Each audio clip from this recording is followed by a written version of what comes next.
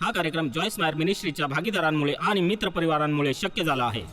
ज्या क्षणी तुम्ही हे जाहीर करता की तुम्ही देवाबरोबर चालणार आहात, सैतान तुमच्या पाठीमागे येतो. मी इथे उभं राहून हे म्हणणार नाही तुम्ही येशूला अंगीकारलं तर सगळ्या समस्या दूर होतील, त्यातल्या काही दूर होतील, पण एक नवीन सुरुवात नक्कीच होईल. तुम्ही म्हणाल आम्ही येशूला का अंगीकारावं, कारण त्याच्याबरोबरचा सगळ्यात वाईट दिवस सुद्धा तुमच्या चांगल्या दिवसापेक्षा चांगला असेल.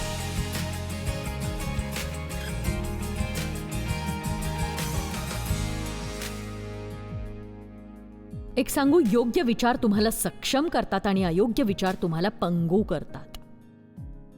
तुम्हाला जर वाटलं आपण हे करू शकत नाही तर तुम्ही ते नाही करू शकत. बघा, माझ्या आईला माहित होतं की माझे वडील माझ्याशी गैरवर्तन करतायत. मी वयात येत होते, पण तिने त्या बाबतीत काहीच केलं नाही. आणि मग 30 वर्षांनी मी घर सोडलं तेव्हा शेवटी ती माझ्याशी बोलली आणि ती म्हणाली की मी तुझ्या वडिलांना तुझ्याशी तसं वागू दिलं, यासाठी मला माफ कर. मला असं वाटलं की मी लोकापवाद सहन करू शकणार नाही आणि मला वाटलं नव्हतं की मी तुझी आणि तुझ्या भावाची काळजी घेऊ शकेन. तर तिचे विचार तिच्या अयोग्य विचारांनी, चुकीच्या मानसिकतेने, यामुळे माझं आयुष्य उद्ध्वस्त झालं. ती सहज असं म्हणू शकली असते की मला खात्री आहे मी हे करू शकेन. विश्वासाने आणि देवावर श्रद्धा ठेवून पाऊल उचललं तर अनेक लोकांचं जीवन अगदी वेगळ्या पद्धतीने बदलून जाऊ शकतं. आता बघा, माझ्या बाबतीत चांगल्या गोष्टी घडल्या, मी देवावर विश्वास ठेवला, संघर्ष करत राहिले. पण माझा भाऊ होता जो माझ्यापेक्षा 9 वर्षांनी लहान होता आणि अतिशय खेदजनक पद्धतीने त्याचं आयुष्य संपलं. त्याच्या बाबतीत निराळं घडू शकलं असतं आणि त्याला योग्य असं प्रशिक्षण मिळू शकलं नाही. 17 वर्षाचा असताना ड्रग्सचं आणि दारूचं व्यसन लागलं आणि तो त्यातून बाहेर नाही पडू शकला. तेव्हा याची जाणीव असणं खूप महत्त्वाचं असतं की आपले विचार कसे आपली कृती, आपला दृष्टिकोन आणि आपल्या मनावर परिणाम करत असतात. आणि खरोखरच ते संकेत देतात प्रत्येक गोष्टीबाबत की ज्या आपण करतो किंवा आपण करतही नाही. आता बघा, ही शिकवण घेतली आहे ती इस्रायलींच्या गोष्टीतून. बायबल अनुवाद अध्याय 1 वचन 2 मध्ये म्हणतं की होरेबापासून सेईर डोंगराच्या मार्गे कादेश बर्न्या 11 दिवसाच्या वाटेवर आहे. 11 दिवसाच्या वाटेवर आहे. आता बघा, 11 दिवसांच्या यात्रेसाठी 40 वर्ष लागली. कुणाला कसे काय 11 दिवसांच्या प्रवासासाठी 40 वर्ष लागू शकतात सांगा? तुमच्यापैकी कुणाला वाटतं का की तुम्ही त्या पर्वताभोवती बराच काळ फिरत राहिले आहात? त्याच अध्यायात वचन 6 मध्ये देव मोशेच्या माध्यमातून म्हणाला की तुम्ही या डोंगरवटीत राहिल्याला बरेच दिवस झाले आणि म्हणून मला आज तुमच्यापैकी काहींना सांगायचंय की तुम्ही एकाच ठिकाणी बराच काळ राहिलेला आहात. बराच काळ स्वतःसाठी दिलगिरी व्यक्त करताय तुम्ही. बराच काळ इतरांना दोष देताय तुम्ही. बराच काळ सतत तक्रार करताय तुम्ही. सोडा, आता हे सगळं बदलायची वेळ आली आहे. आणि तुम्ही हे लक्षात ठेवायला हवं, देव कसलाही बदल घडवू शकत नाही जर तुम्ही बदलणार नसाल. प्रत्येक बदलासाठी देवाची प्रार्थना करणं व्यर्थ आहे जर तुमची काही घडवायची तयारी नसेल किंवा जर माझी काही करायची नसेल जे देवाने सांगितलंय. तेव्हा माझ्याकडे अयोग्य मानसिकतेच्या 10 गोष्टी आहेत आणि मी त्या अशा पद्धतीने बदलणार आहे की तुम्ही नको त्या मार्गाने विचार न करता योग्य मार्गाने विचार कराल. आणि मला आशा आहे की उद्यापर्यंत मी त्या संपवू शकेन. पण समजा 10 नाही पूर्ण झाल्या तर मग टीव्हीवर तर आपण त्या पूर्ण करूच. आज मला तुमच्याशी बोलायचंय ते आपली मागची पाटी कोरी करण्याबद्दल. जे होऊन गेलंय ते मागे सोडून द्या आणि तुमच्या भूतकाळात जे घडलंय त्यावर तुमचं भविष्य ठरवू नका. किंवा अगदी आत्ता या क्षणी जे घडतंय त्यावरही. बघा, तुमच्यापैकी काही अडकूनच बसतात. तुम्ही बराच काळ एकाच ठिकाणी गोल गोल गोल गोल फिरत राहता आणि एक चाकोरी आखून घेता. तुम्हाला वाटतं या चाकोरीतून बाहेर पडायचा कुठला मार्गच नाहीये, पण ही वेळ आहे. हीच वेळ आहे की देव तुम्हाला त्यातून बाहेर काढू शकेल. तुम्ही एका नव्या नव्या कोऱ्या आयुष्याची सुरुवातही करू शकाल. आमेन.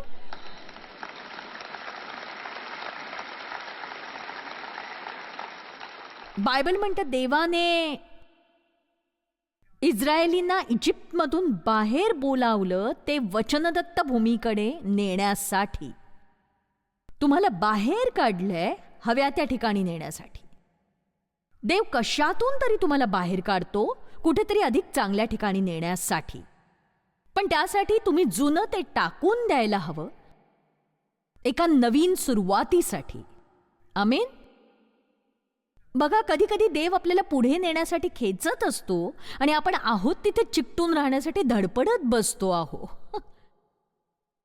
तुम्हाला नेहमीच काहीतरी मिळवण्यासाठी काहीतरी गमवायला लागतं. आमेन. तुम्हाला नेहमीच कुठेतरी जाण्यासाठी कशावर तरी पाणी सोडायला लागतं. पण देवाबाबतीत एक गोष्ट आहे, ती म्हणजे त्याला अर्थातच तो काय करतोय हे माहीत असतं, पण ते तितकंसं सोपं नाहीये. म्हणजे तो तुम्हाला कशातून बाहेर बोलावतो आणि तो तुम्हाला कुठे नेणार आहे हे कळू देत नाही. त्यामुळे तुमच्या मनात भीती निर्माण होते. जसा तो अब्राहमला म्हणाला, तू जिथेस ती जागा सोड आणि त्या ठिकाणी जा जी मी दाखवेन. आता हे कुणाला आवडलंय का सांगा? तुम्हाला एक गोष्ट मागे सोडायची आहे. तुमच्या मनात पूर्णपणे गोंधळ माजलाय, पुढे काय वाढून ठेवलंय माहित नाहीये, तुम्ही काय करणार आहात.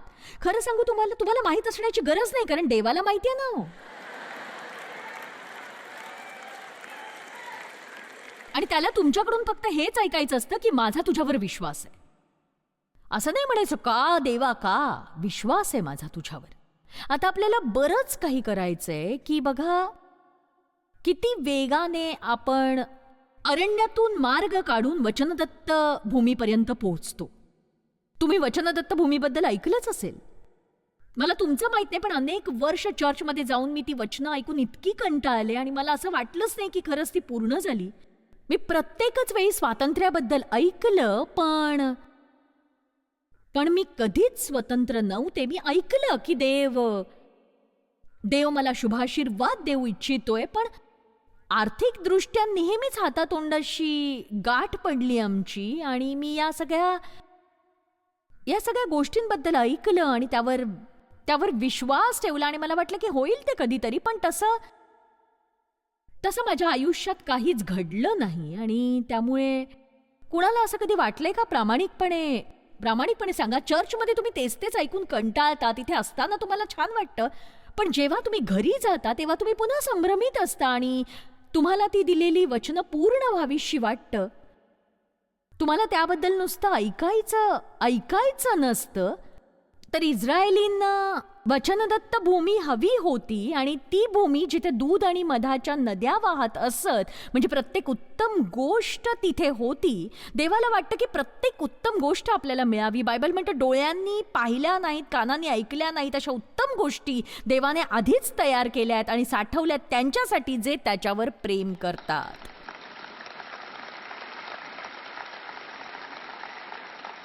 पण मनोरंजक गोष्ट ताब्यात या शब्दाच्या बाबतीत अशी की इस्रायलींना कळलं नाही आणि मलाही वाटत नाही आपल्यालाही ते कळलंय नीट.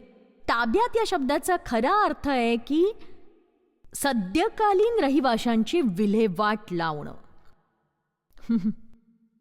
म्हणजेच त्यांना युद्धाला तयार व्हावं लागणार होतं वचनदत्त भूमी मिळवण्यासाठी, कारण त्या जमिनीवर आधीच देवाचे शत्रू राहत होते आणि त्यामुळे हे होणारच होतं.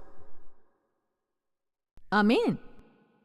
तर त्यामुळे बायबल म्हणतं की देवाने त्यांना जो मार्ग अतिशय जवळचा होता त्या मार्गाने न नेता अरण्यासारख्या खडतर मार्गातून नेलं. हे त्याने मुद्दाम केलं, कारण तोवर ते युद्धाला तयार झाले नव्हते. आता याचा मला अलीकडे मनातून खूप त्रास होतोय, कारण मला माहिती आहे की यावर संदेश देणं खरंच खूप गरजेचं आहे. आज नाही सगळं, पण मी उल्लेख करेन की बहुतेक ख्रिस्ती हे संघर्षाला तयारच नसतात. ते फक्त कधी कधी वाटतं मी वरकरणी देव आणि सैतानाच्या लढाईत अडकलेले आहे. ते दोघेही जिंकण्याचा प्रयत्न करतायत. मी मात्र इथे मध्यभागी विचार करते की कुणाला मी अनुसरू. मी सैतानाच्या थापा ऐकू की देवाने दिलेल्या वचनांवर विश्वास ठेवू. मी खंबीरपणे कुणाबरोबर जाऊ. आणि बघा, तुम्हाला सद्यकालीन रहिवाशांची विल्हेवाट लावायची आहे, वचनदत्त भूमीवर ताबा मिळवण्यासाठी. आणि बघा, आपण युद्धासाठी तयार असायला हवं. देवाने त्यांना खडतर मार्गाने नेलं कारण ते तोवर तयार झाले नव्हते. त्याला माहित होतं ते अजूनही एखादी भूमिका घेण्यासाठी अपरिपक्व आहेत. आणि त्यांनी जे काही पाहिलं किंवा अनुभवलं त्याने देवावर विश्वास ठेवण्या इतके ते प्रभावित झाले नाही. त्यामुळे त्यांचा शेवट अरण्यात रडण्यात, दोष देण्यात, तक्रार करण्यात, कुरबूर करण्यात झाला. आणि तुम्ही बघा, जेव्हा मी तक्रार करण्यात भाग घेते, म्हणजे तक्रार या शब्दाचा अर्थ काय? तोंडवाकडं करणं.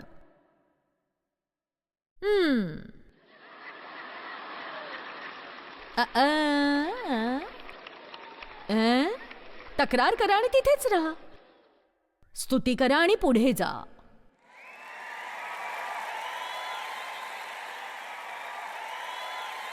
हे खास माझे बोल आहेत बरं का. जितकी आपण तक्रार करू तितके आपण तिथेच राहू. आणि म्हणून 40 वर्ष ते आहे तिथेच भटकत राहिले. आणि खरा प्रवास फक्त 11 दिवसांचा होता. अहो, त्यांची मानसिकता चुकीची होती. योग्य विचार करणं त्यांना माहीत नव्हतं.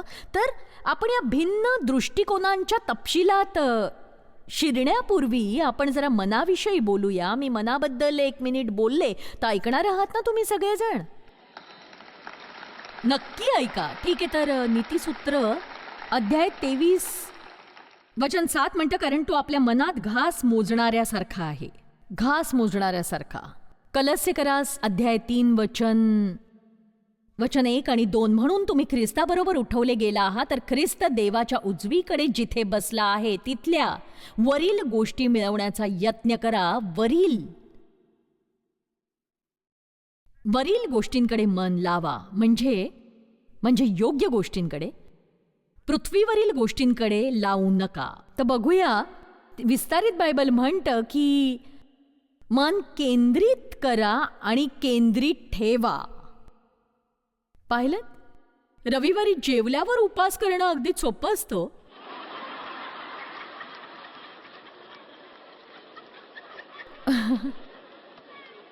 अडचण तेव्हा असते जेव्हा मंगळवारी टेबलवर असलेली प्रत्येक गोष्ट तुम्हाला खायची असते आणि ताटही खाणं सोडत नाही तुम्ही.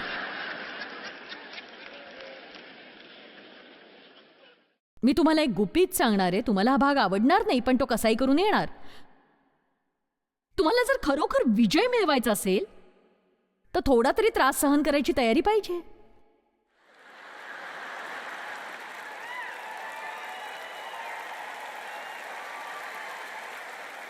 तर बघा, इस्रायलींची त्रास सहन करायची तयारी नव्हती, आपली नसते. तर सैतान आपल्याला 9 मार्ग सांगतो या त्रासातून वाचण्याचे. आणि तुम्हाला सांगते, तुम्ही फक्त त्यातला तक्रारीचा मार्ग स्वीकारला तर बघा, तुम्ही काहीतरी सहन करताय. तुम्ही त्याबद्दल तुमचं तोंड बंद ठेवलं, कुरकुर आणि तक्रार केली नाहीत. हे खरंच खूप कठीण असतं. म्हणजे आपल्यावर असलेलं दडपण काढून टाकायची झडप आपल्या हृदयात खरंच नाहीये. तरी जर आपण कोणाला सांगू शकलो तर आपल्याला किती त्रास होतोय, आपल्याला किती वाईट वाटतंय. जर त्यांना थोडी जरी सहानुभूती वाटली तर आपल्याला असं वाटतं की हो लाड करत राहा. आपण हे सांगून बसतो आणि पुन्हा पुन्हा त्या पर्वताभोवती फिरत राहतो. तुम्हाला जरी त्रास झाला ना तरी तुम्ही ठरवायचं की तुम्ही फक्त देवाशी बोलाल. देवा, मला हे सहन करण्याची ताकद हवी आहे आणि मला यातून बाहेर पडायचंय, म्हणून मी तुझ्याशी बोलतोय. कुरकुर आणि तक्रारीसाठी नाही. अगदी वेगळ्याच प्रकारचा अनुभव असेल तो. आणि मला काळजी वाटते, कारण मला असं वाटतं की अर्थात प्रत्येक जण नाही, तुमच्यापैकी बरेच जण असेल जे खंबीर आहेत आणि अगदी भक्कम आहेत, पाय रोवून उभे आहेत. तुम्ही छान परिपक्व ख्रिस्ती आहात असं मला वाटतं. पण बघा, आपल्या सगळ्यांना माहिती आहे बरेच जण असे नाही आहेत. आणि माझ्या मते हे लोक अधिकच दुबळे आणि भित्रे होत भित्रे होत चाललेत आणि तुम्हाला सांगते ते फार टिकाव धरू शकत नाहीत, लगेच हार मानतात ते. आणि असं होतं की हे जर तू आज केलं नाहीस तर देवा मी गुडघे टेकेन, मी तग धरू शकत नाही, हे सगळं खूप कठीण आहे. आणि मी सांगते की आपण हे समजून घ्यायला हवं आणि संघर्षासाठी तयार असायला हवं. ज्या क्षणी तुम्ही जाहीर करता की तुम्ही देवाबरोबर चालणार आहात, सैतान तुमच्या मागे येतोच. मी असं नाही म्हणणार की तुम्ही येशूला अंगीकारलं की तुमच्या सगळ्या समस्या दूर होतील, असं त्यातल्या काही दूर होतील, पण एक नवीन सुरुवात नक्कीच असेल. तुम्ही म्हणाल आम्ही येशूला का अंगीकारावं, कारण त्याच्याबरोबरचा वाईट दिवस हा तुमच्या सगळ्यात चांगल्या दिवसापेक्षाही उत्तम असेल.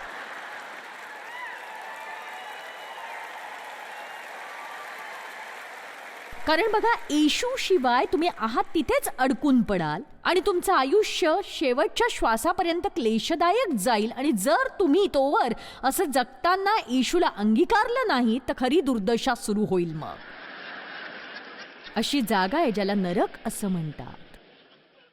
आपण त्याबद्दल बोलणं टाळतो.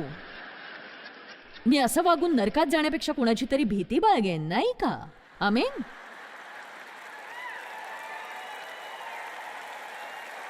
आणि कधी कधी एक चांगला संदेश, ज्याला ते नरकातला अग्नी आणि गंधक असं म्हणतात, तो आपल्यासाठी चांगला असतो.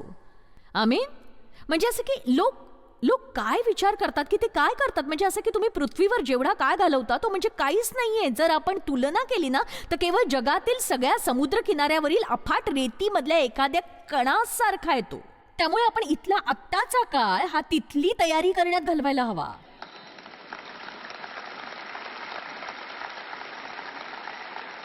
आणि मी त्यापुढे सांगेन की आपण स्वतःवरचं लक्ष हटवायला हवं, आपलं मन स्वतःवरून बाजूला करायला हवं आणि त्यावर केंद्रित करायला हवं की इतरांसाठी तुम्ही काय करू शकाल. मला ते गाणं आवडतं, नटालीने जे आज गायलं, तुम्ही स्वतः चमत्कार होऊ शकता. प्रत्येकाला चमत्कार हवा असतो. स्वतः चमत्कार असणं म्हणजे काय?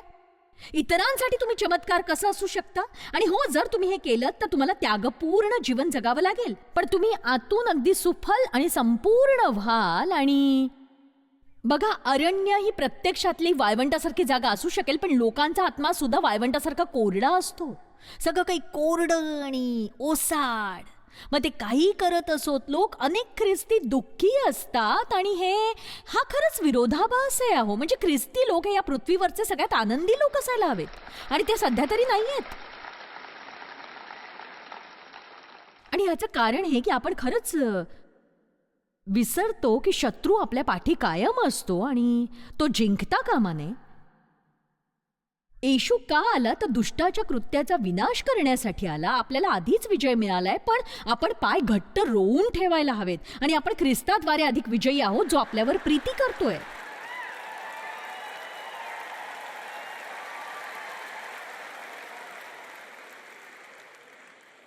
त्यासाठी आपल्याला आपल्या आत्म्याशी थोडा वाद घालायला हवा आणि विचारायला हवं, इतका उदास का आहेस माझ्या आत्म्या? तुझ्या चेहऱ्यावर हास्य येऊ द्या आणि त्यातून बाहेर पडा. तुमचे आशीर्वाद मोजा. तुमच्या आयुष्यात घडणाऱ्या प्रत्येक छोट्या गोष्टीबद्दल तक्रार करणं सोडून द्या. जॉयस, तुला माझं आयुष्य मिळालं असतं ना तर तिथं उभं राहून तू हे म्हणाली नसतीस. तुम्हाला नाही माहित माझं आयुष्य कसं आहे ते.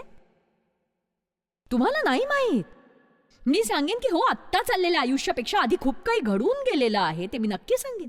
जर तुम्हाला वाटतं की सैतान तुमच्या पाठी लागेल तर मग त्यालाच संदेश द्या, पाठीमागून दिला तरी चालेल.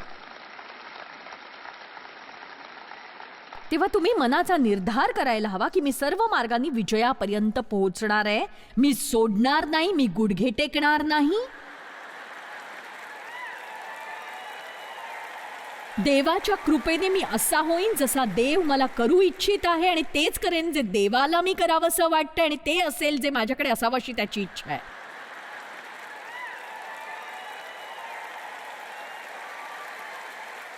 आणि म्हणूनच यापूर्वी आपल्याबरोबर काय घडलं याने नाही फरक पडत. जरी वाईट काही घडलं असेल, त्याचा तुम्हाला त्रास झालेला असेल, तुम्ही ते विसरून जायची गरज आहे आणि म्हणायची गरज आहे की उरलेल्या आयुष्यातील हा माझा पहिला दिवस आहे आणि मी यापुढे तसा जगणार नाही जसा मी यापूर्वीच्या आयुष्यात जगलो होतो किंवा जगले होते तशी.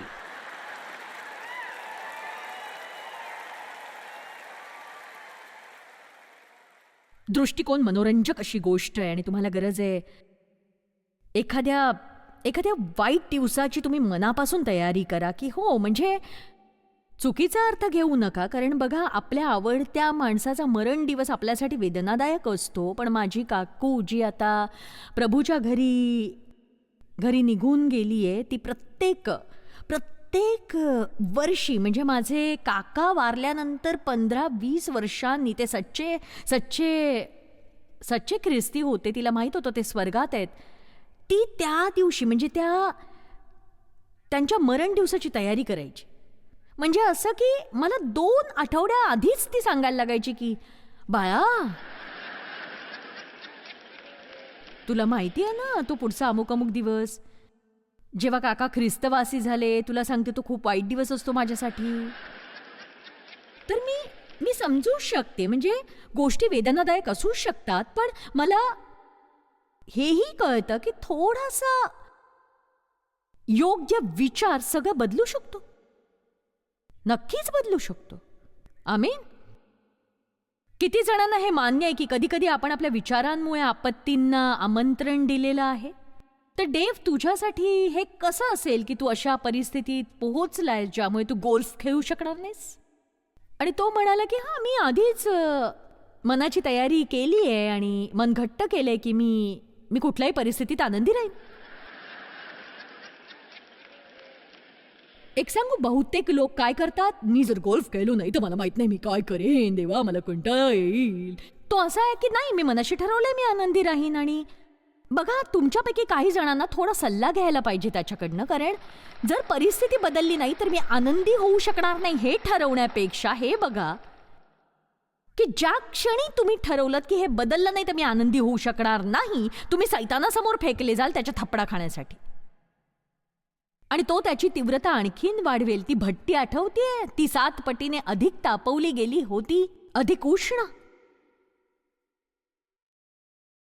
ज्या क्षणी तुम्ही म्हणता अमुक बदल झाला नाही तर मी आनंदी होणार नाही, सैतान त्याच्याकडे तुम्हाला दुःखी करण्यासाठी जे जे असेल ते घेऊन तुमच्या विरुद्ध उभा राहील. पण जर तुम्ही म्हणालात काही बदललं नाही तरी मी आनंदी राहीन,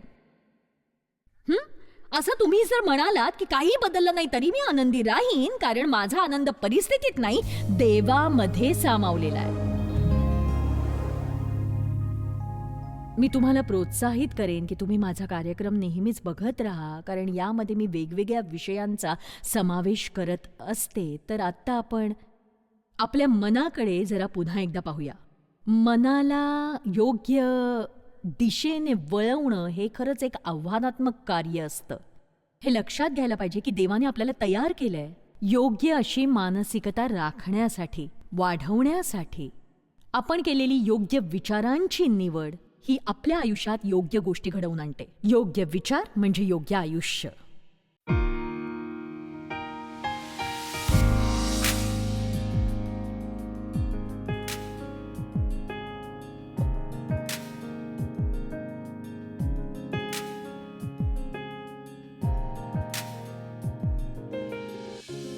हा कार्यक्रम जॉयस मायर मिनिस्ट्रीच्या भागीदारांमुळे आणि मित्रपरिवारांमुळे शक्य झाला आहे.